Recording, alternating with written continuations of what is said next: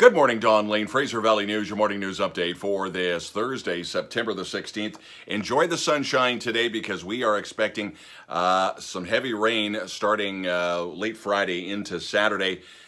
It's those fall storms that we're expecting. La Nina may not be as potent as first thought, though those are the early weather forecasts. But one thing we are hearing is we are looking at probably a milder and wetter fall and winter, according to the prognosticators. So we'll keep an eye on all of that.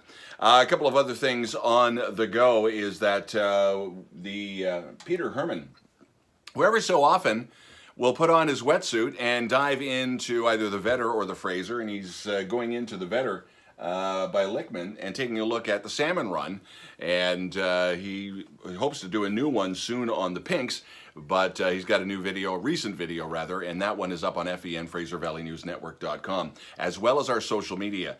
Again, we do apologize. We've been having some technical issues with our website. Our server, actually, our IT people have had issues with not only our website, but a couple of others, and they are working on that. But Fraser Valley News is still available on all the other social media outlets that we do have, including what you're watching now on YouTube, Facebook, as well as Twitter and on Instagram. A little bit of historical trivia. On this day in 1984, Miami Vice debuted. Yes, cops with pastels. So we have to poke fun at some of our friends who are officers, so including Ian McDonald and Anne-Marie Clark, Krista Vrolik, and a few others. Are you wearing pastels today? No, you're just back to uniform. We totally have that.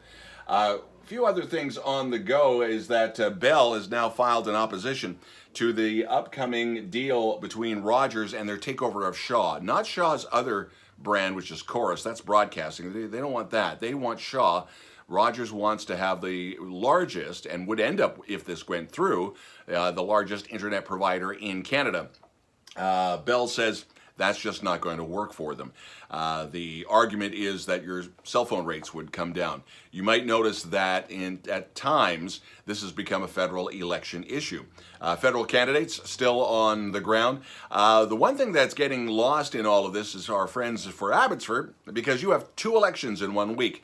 Next Monday is the federal election, but next Saturday is your local civic election. It's a by-election for council.